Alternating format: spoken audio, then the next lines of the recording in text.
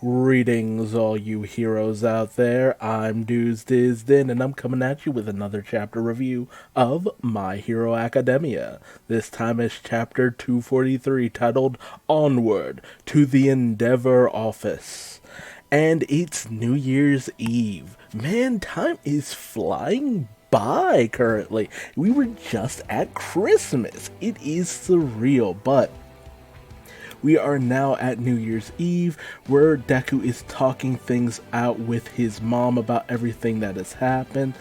And, she's in her typical worrying mother mode, where all the news of everything that's happened with Deku over time is still kind of giving her heart palpitations. Be easy on your poor mother's heart and all that good stuff.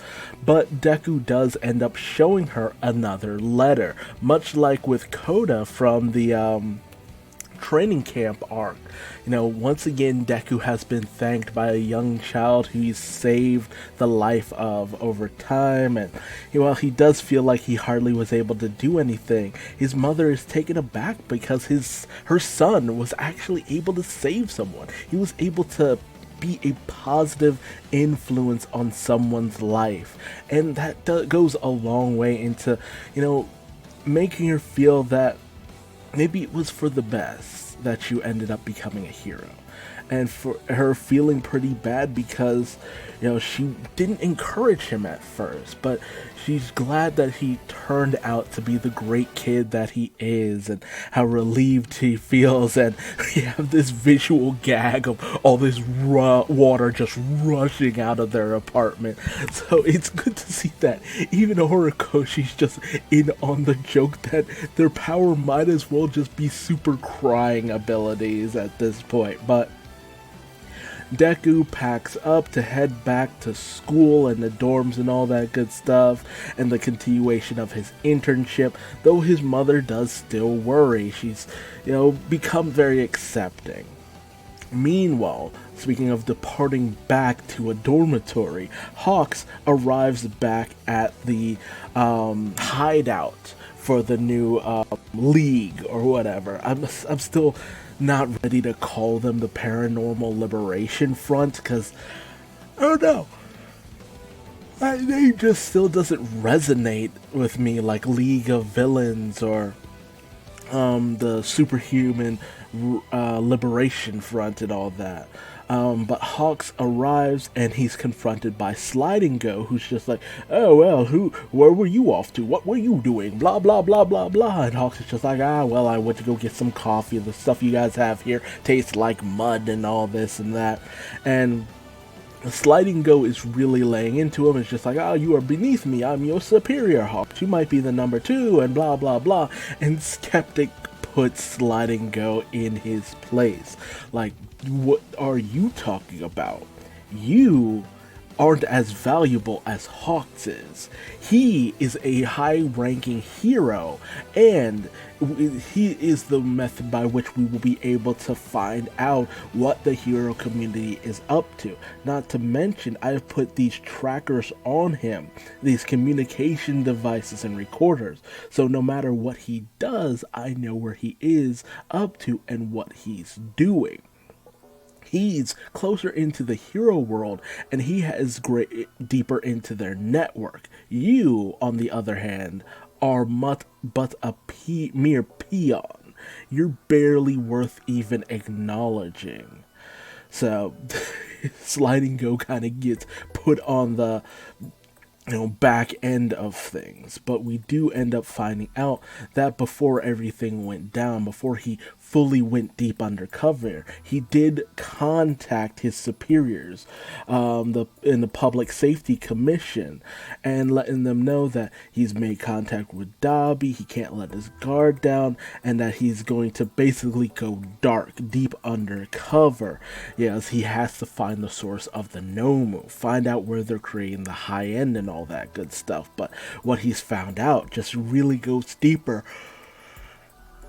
than anything else that he could have imagined. Meanwhile, speaking of being in too deep, our three young protagonists arrive at the Endeavor offices, only for Endeavor to be none too keen on having these tag-alongs with his son. As he's just like, I was okay with taking you, Shota, in, but I only wanted you alone. But Shota's not giving him much of an opportunity. And I also love this moment where Bakugo actually calls out Endeavor on being a hard ass, and it's just like, yo, Bakugo, you are so one to talk. And it's just like, that's right, we've never actually had an interaction between Bakugo and Endeavor, like a solid interaction like this, and they're immediately just at odds with each other. Like Bakugo feeling that, oh well, you're just a means to an end, I don't really care about who you are or what you're doing. Whereas Endeavor's just like, who are you really friends with this kid? You need to choose your friends more carefully and all that.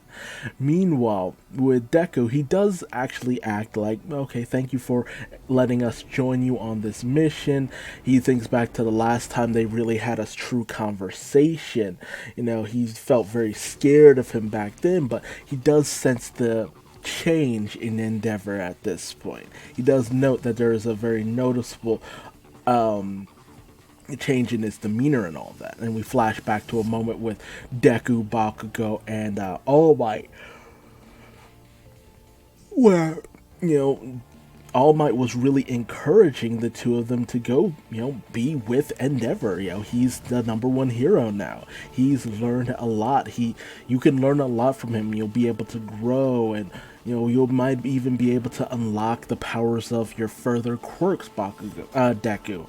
Whereas Bakugo, very much reminds All Might of Endeavor, and feels that it might be beneficial for you as well, because you might be able to see the path you need to take and the possible pitfalls you might not want to fall into. But Endeavor does think back to the discussion that he had with Deku way back when, about how Shoto Todoroki wasn't him, basically, but he ends up trailing off because he senses something off in the distance, and he immediately lights up and goes rushing into the rescue. But he does let them know that he has no intention of training anyone other than Shoto. So he's just like, stay behind and watch carefully. And they are already ready to head out and do what needs to be done, slapping on their equipment and all that good stuff, ready to follow behind him and watch what he does. Watch how he confronts this new situation where this old looking man is floating on these glass orbs, calling upon these declarations that the end is drawing near. And from above, on top of this high standing building, is Hawks with a liberation book in his hand. Now, what he's actually up to and what his goal is in all of this is hard to say. And what declaration of doom is this old man talking about? And is it something we should really be heeding, or is it simply the prattling of a homeless old man? But, this ability to be, just summoning all these glass orbs, it doesn't look to be any joke. So we'll just have to wait and see in the next issue. But, here we are. Bakugo, Todoroki, and Deku all learning under Endeavor. It can only get wild, more and more wild from here, especially with Hawks thrown into the mix. And will Hawks be able to continue to keep up his charade, or will the paranormal liberation front actually end up finding out all the information they need on Hawks? And will, Dabi end up burning the chicken before it's ready? it's only a matter of time before we find out. But tell me your thoughts, theories, and feelings in the comments section below. How much do you think our trio will actually manage to learn from Endeavor? And will Hawks find a way to pass on everything he's learned? Things are definitely about to heat up.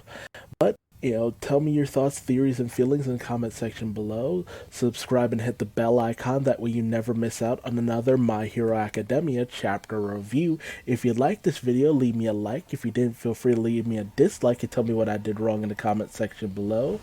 And if you want more of me on social media, just Google Duuz-Diz-Din. I am everywhere, for better and often for worse. Shield your children's eyes. And until next time, just remember, it's not about where you work or who you learn from. It's about you learning in general and how you apply that to your everyday life, like these three youth right here. So until next time, I'm Duuz-Diz-Din, and it's high time I went to bed. Till next time, bye-bye.